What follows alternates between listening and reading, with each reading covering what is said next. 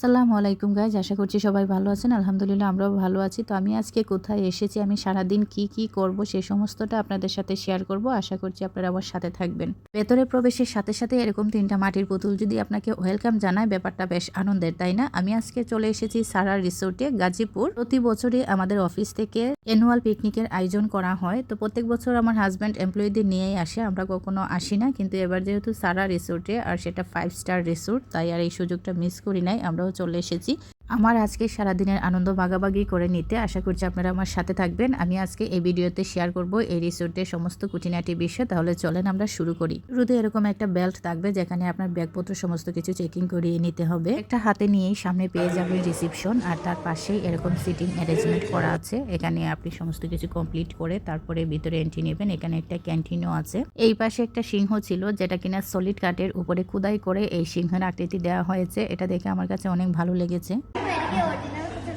এটা অরিজিনাল কচু না, বাট একটা কচু শেপ করে রাখছে আর কি। সুন্দর না? অনেক সুন্দর। হ্যাঁ চলো।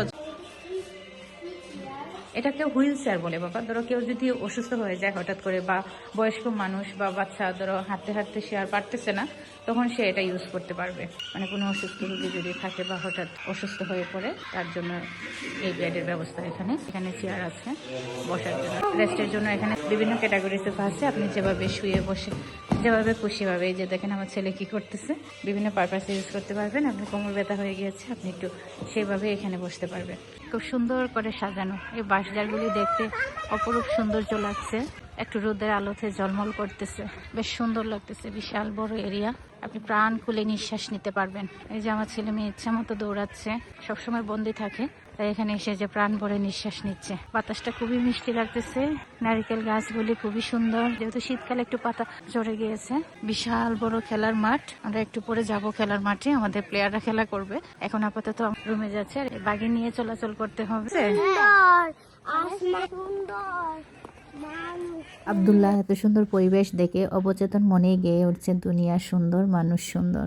আব্দুল্লাহ, তোমার কি অনেক খুশি লাগতেছে? এই পাশটাতে ছিল সূর্যমুখীর বাগান। তো এদিকে এখনো ফুল আসে নাই, শুধু কলি আসছে। আর এই অংশের যে ফুলগুলি ছিল, এখানে প্রত্যেকটাতেই হচ্ছে ফুল ফুটে আছে। দেখতে কি সুন্দর লাগতেছে, একদম হলুদ পরিবেশ তৈরি করে ফেলেছে, মাশাআল্লাহ। এই পাশে আছে আরেকটা খেলার মাঠ, অনেক বড় রিসোর্ট, আর রিসোর্ট অনুযায়ী অনেকগুলা খেলার মাঠ আছে তাদের। তো আমি যখন এইটার ভিডিও ক্লিপ নিচ্ছিলাম, আমার ছেলে মাঝখান থেকে এসে বলতেছে, মা আমার একটা ভিডিও করো। আমি ওদের আর কত ভিডিও করব বলেন, মানে আমার ক্যামেরায় শুধু খালি ওদেরই ভিডিও। আর ওই গাছগুলো এত সুন্দর লাগতেছিল, তাই আমি ওইদিকে একটু ক্যামেরাটা ফোকাস করছিলাম। এই পাশটাতে আছে তাদের সেমিনার রুম, মানে অডিটোরিয়াম টাইপের। একসাথে 1200 লোকের সিটিং অ্যারেঞ্জমেন্ট করা আছে এই অডিটোরিয়ামে। এই পাশে আছে তাদের আরেকটা লেক, আর লেকের পাড় দিয়ে রাস্তা চলে গিয়েছে। এই পাশটাতে সিটিং অ্যারেঞ্জমেন্ট করা ছিল, আর এই পাশে বড় বড় আম গাছ, আর এই আম গাছের মধ্যে তারা দোলনা ঝুলিয়ে রেখেছে। একদিকে লেকের ঠান্ডা হাওয়া বইছে, অন্যদিকে দোলনার ঠান্ডা হাওয়া বইছে। দুইটার যে কি কম্বিনেশন, এটা শুধু তারাই বুঝবে যারা আমার মতো এরকম দুলতে পছন্দ করে। দোলনা দেখলেই তো আমি নিজেকে আর সামলাতে পারি না। এদিকে যে আমি শাড়ি পরে আছি, আমি সেটা ভুলেই গিয়েছি। আমি নিজের ইচ্ছা মতো দুলতেছি, আর সাথে কিন্তু আমি সবকিছু শাড়ি দিয়ে ক্লিন করে নিয়ে যাচ্ছি। এখন এই শাড়ির বাহানায় যদি নিজের শখটাকে চাপা দিয়ে রেখে দেয়, এটা অবশ্য আমি পারি না। শাড়ি দুললে তো পরিষ্কার হয়ে যাবে, কিন্তু এনজয় করার সময়টা তো আর বারবার ফিরে আসে না। লাইবাও আমার মতো মজা নিয়ে দুলতেছে, কিন্তু লাবিব একটু ভয় পাইতেছে।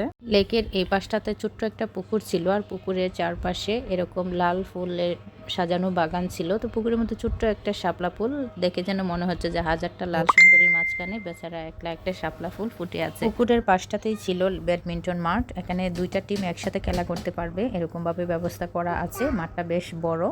এই পাশে একটা ফুলের বাগান ছিল, এইটার ফুলটা দেখতে খুবই সুন্দর লাগতেছিল। কাছে থেকে দেখে মনে হচ্ছে যেন বাঁধাকপি টাইপের একটা শেপ ছিল, কিন্তু এটা বাঁধাকপি না, এক ধরনের ফুল। দেখতে বেশ সুন্দর লাগছিল আমার কাছে। আর এই পাশে আছে একটা রিক্সা, মানে এটা স্টিল এখানে দাঁড় করানো ছিল। আর পাশেই হচ্ছে মাঠ, যেখানে আমাদের প্লেয়াররা হচ্ছে খেলা করতেছে। আর এই প্লেয়ারের মাঝখানে আমার ছোট্ট প্লেয়ারগুলিও খেলা করতেছে। ওকে আমি যত আনার চেষ্টা করতেছি ও এখানেই খেলা করবে। ছেলেবাবু তো, তাই প্রথম থেকেই খেলার প্রতি খুবই আকর্ষণ। আর এদিকে ছিল হচ্ছে একটা তীর ধনুক ছিল, যে কীভাবে টার্গেট করা যাবে। তো প্রথমে লাইভে একটু খেলেছে, আমরা জানতাম না যে এটা পেইড ছিল। এটা আসলে পেইড, এটা 100 টাকা দিয়ে কিনতে হয়। 100 টাকা দিয়ে আপনি 6 বার হচ্ছে ধনুক ছুটতে পারো। লাইভকে পরে আমরা পেইড করে হচ্ছে ট্রাই করিয়েছি। তো লাভি পারতেছিল না, পরে লাইবা হচ্ছে আবার ট্রাই করছে। আর এখন ওদেরটা দেখে দেখে লাহিবও চাইতেছে, তো উনি বললো যে আসো তোমাকে একটু দেখাই দিতে। দেখেন সে খুব খুশি যে সে জিততে পারছে। এপাশে আরও রাইড ছিল, উপরে যে দেখা যাচ্ছে এখানে জিপ লাইন ছিল, তারপরে সাইকেলিং ছিল যে উপর দিয়ে যে সাইকেলিং করে সেগুলি। আর জিপ লাইনেরটা হচ্ছে এখানে এসে নামে, অন্য একটা পাশ দিয়ে উঠতে হয়, আর এখানে এসে হচ্ছে নামে। তো এই রাইডগুলি সবই হচ্ছে পেড ছিল। জিপ লাইনগুলি বড়দেরটা ছিল হচ্ছে 1000 টাকা করে, আর বাচ্চাদেরগুলো ছিল 500 টাকা করে, আর এই সাইকেলিংগুলোও ছিল 500 টাকা করে। এদিকে একটা কটেজ ছিল, এই কটেজগুলো আসলে এই বনের মাঝখানে এই কটেজগুলোতে থাকতে খুবই নিরিবিলি একটা পরিবেশ, আর অসম্ভব ভালো লাগে এই ধরনের একটা কটেজে রাত কাটাতে। লেকের পাশ দিয়ে যাওয়ার সময় দেখি একদল পাতিহাঁস আমাদের দেখে জাপটে গিয়ে লেকের মধ্যে পড়লো। আসলে অনেকদিন পরে এই সিনটা আমার চোখে আসলো। আসসালামু আলাইকুম গাইস, আজকে আমার মা বড়ুই গাছ থেকে বড়ুই পারবে। আচ্ছা মা, তোমার কি বড়ুই খেতে মজা লাগছে? আচ্ছা আমাকে যে একটা বড়ুই, টক বড়ুই কিন্তু কাঁচা। আর এই পাশে আছে সুন্দর সুন্দর দুইটা এই যে তাবু স্টাইলের যে কটেজ দেখা যাচ্ছে। আসলে এটা কটেজ না, এটা হলো ইমার্জেন্সি বাথরুম।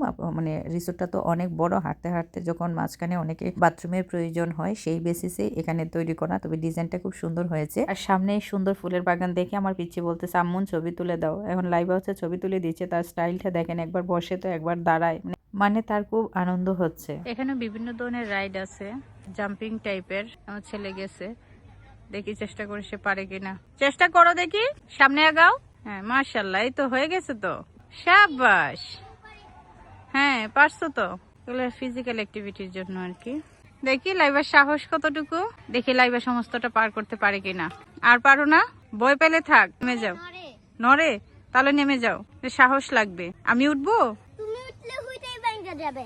আমি কি এতই মোটা হয়েছি? আমার ছেলে বলে আমি উঠলে নাকি এটা ভেঙেই যাবে। চিন্তা করছেন? কে আগে জাম্পিংটা শেষ করতে পারে? এটা পড়বে না, ট্রাই করো। এটা পড়বে না, লাইভে কিন্তু ফার্স্ট। এই যে আমার ছেলে। এটা আরেকটা রাইড, এটা হচ্ছে এলোমেলো, মানে অ্যাঙ্গেল আর কি। সব সিস্টেম দেখা যাক লাইভা সেটা অতিক্রম করতে পারে কিনা। এদিকে আছে লাবিব, দেখি দুজনে অতিক্রম করতে পারো কিনা, কে আগে পারে। লাইভা অলমোস্ট কমপ্লিট করে ফেলেছে, কিন্তু লাবিবা সাহস পাচ্ছে না। এই তো লাইভা তো কমপ্লিট করে ফেলেছে। ওয়াও, দারুণ দারুণ। স্ন্যাক্স খাইতে আসলাম, এখন আমাদের স্ন্যাক্স টাইম। তো এখানে আমরা স্ন্যাক্স খেতে আসছি। এটা হলো ওদের ক্যান্টিন, আর ক্যান্টিনের পাশে এই যে এরকম একটা পানির ফোয়ারা, আমি এদিকে বসবো। সুন্দর একটা লেক। আপনি এখানে বসে, এই যে সিটিং অ্যারেঞ্জমেন্ট আছে, আপনি এখানে পানির উপরে বসে বসে আপনি খাবার খেতে পারবেন। তো লাইভ ওই যে খাচ্ছে সবাই, এই যে পানির পর লাইভ এখানে বসে খাবার খেতে চাইতেছে। এই যে আব্দুল্লাহ চলে গেল ভিতরে, আর পিছিটাও যাচ্ছে। এই যে এখানে নাগেটস আনলাম, 3 পিস করে নাগেটস দিয়েছে, আর একটা করে কেক।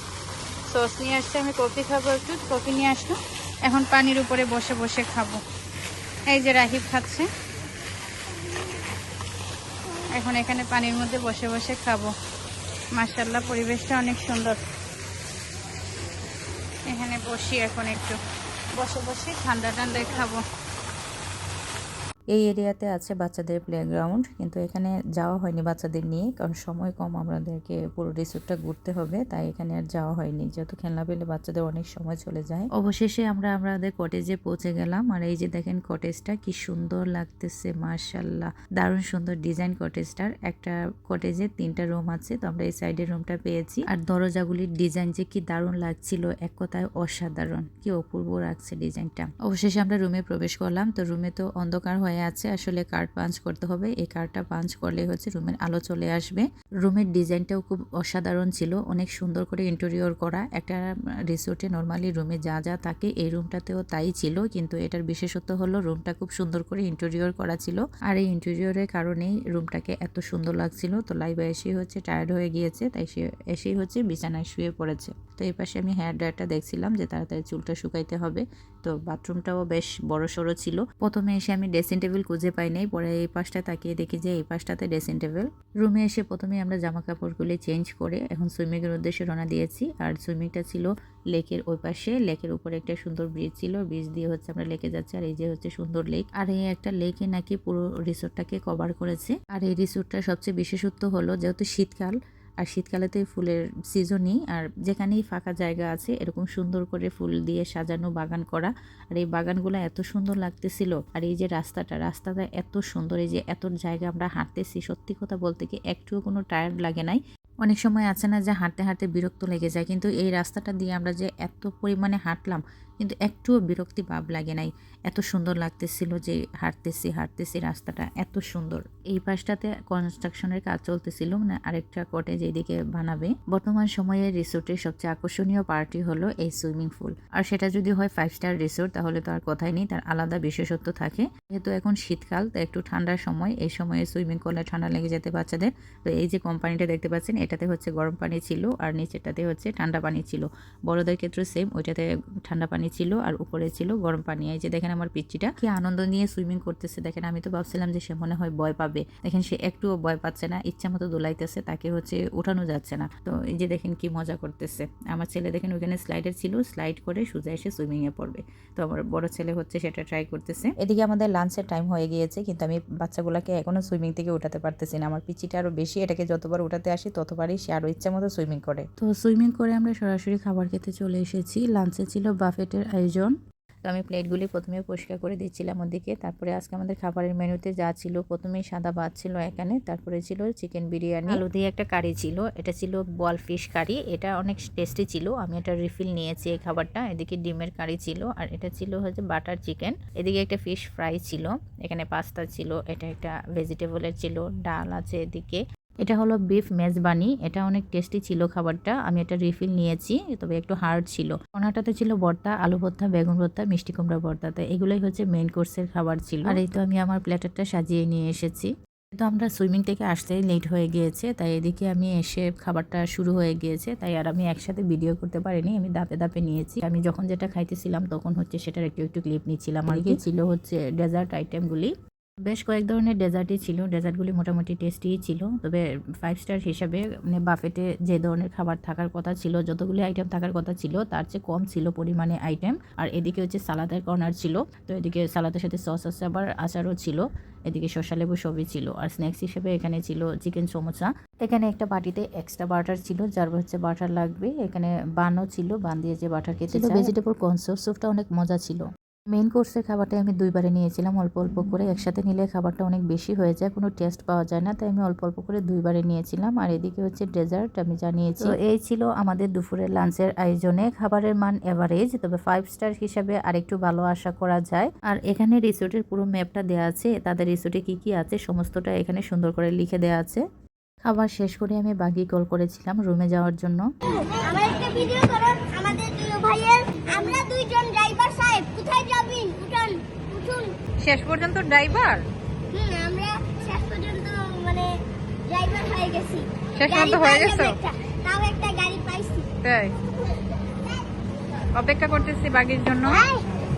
এখানে একটা বাগি চেক করা ছিল, সেটাতে এই যে আমাদের বাগি চলে আসছে। এখন এদের বাগি সার্ভিসটা নিয়ে একটু কথা বলি। যেহেতু রিসোর্টটা অনেক বড়, হেঁটে হেঁটে পুরো রিসোর্টটা ঘোরা সম্ভব না, তাই এদের হচ্ছে বাগি আছে, এই ধরনের গুলা গাড়ি, তো এগুলাকে বাগি বলে। এখন বলি এদের এই বাগি সার্ভিস সম্পর্কে একটু নিয়ম কানুন আছে। নিয়মটা হলো যারা হচ্ছে নাইট স্টে করতে যাবে ওখানে, তারা এই বাগি সার্ভিসটা পাবে। আর যারা ডে লং প্যাকেজে যাবে তারা এই বাগি সার্ভিসটা পাবে না। এবং ডে লং প্যাকেজের মধ্যে যারা রুম বুক করবে তারা কিছু সময় বাগি সার্ভিস পাবে। যেমন ধরেন আপনাকে রুমে নিয়ে পৌঁছে দিবে, রুম থেকে আপনি চেক আউট করার সময় আপনাকে রিসেপশন পর্যন্ত এনে দেবে, এই সার্ভিসটুকু আপনাকে দিবে। কিন্তু আপনি বাগি নিয়ে পুরো রিসোর্ট ঘুরবেন সেটা আপনাকে দিবে না ডে লং প্যাকেজ। কারণ যেটা হলো ওদের রিসোর্টের তুলনায় বাগির পরিমাণ খুবই কম, 10-12টা বাগি আছে ওদের, এটা দিয়ে পুরো রিসোর্টটা সার্ভিস দেওয়া সম্ভব না।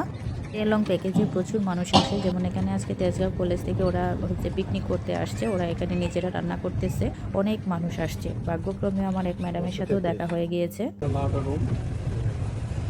মাছ ধরার ব্যবস্থা আছে, ফিশিং ডেটস।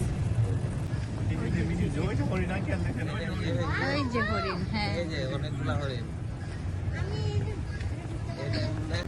হরিণই আছে। হ্যাঁ হ্যাঁ, এই যে হরিণ, এগুলা হরিণ। শুধু হরিণই আছে।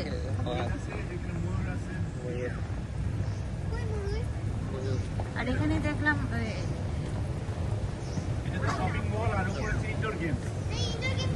না না, শপিং মল। আর এই দিকটাতে কিন্তু সাইকেলিংয়ের ব্যবস্থাও আছে, মানে সাইকেল রাইড দেওয়া হয় এখানে। 150 টাকা করে হচ্ছে সাইকেল রাইড, এটা আধা ঘন্টার জন্য দেওয়া হয়। চাইলে পুরো রিসোর্টটা সাইকেলিং করা যাবে। আর যে সুন্দর রাস্তা পরিবেশ, এই জায়গাটাতে সাইকেলিং আসলে অনেক আরামদায়ক, মানে অনেক মজার একটা এক্সপিরিয়েন্স হয়। রিসোর্টের যে অংশগুলি আমাদের ঘুরে দেখা বাকি ছিল সেগুলি আমরা লাঞ্চের পরে বাগি নিয়ে ঘুরে বেরিয়েছি। যেহেতু অনেক বড় রিসোর্ট, আসলে লাঞ্চের পরে শরীরটা অনেক টায়ার্ড হয়ে যায় আর হাঁটতে পারি না, তো আমরা বাগি নিয়ে পুরোটা রিসোর্ট ঘুরে বেরিয়েছি। তো এই ছিল আমাদের আজকের ব্লগটা। আশা করি আপনাদের সবার কাছে ভালো লেগেছে। খুব সুন্দর একটা জায়গা, আপনারাও ফ্যামিলি নিয়ে যাবেন, আনন্দদায়ক সময় কাটবে। আসলে ক্যামেরায় কিন্তু সমস্তটা দেখানো যায় না বা সমস্ত জিনিসটা ফুটিয়ে তোলা যায় না, যেটা আপনি সচক্ষে অনুভব করতে পারবেন। তো আজ এ পর্যন্তই, ভালো থাকবেন সবাই, দোয়া করবেন আমাদের জন্য। দেখা হবে পরবর্তী ব্লগে, সে পর্যন্ত ভালো থাকবেন, সুস্থ থাকবেন, আমাদের চ্যানেলের সাথেই থাকবেন। প্লিজ আমাদের চ্যানেলটা সাবস্ক্রাইব করে দিবেন, ফ্রেন্ডস এন্ড ফ্যামিলির সাথে শেয়ার করে দিবেন। আসসালামু আলাইকুম, আল্লাহ হাফেজ।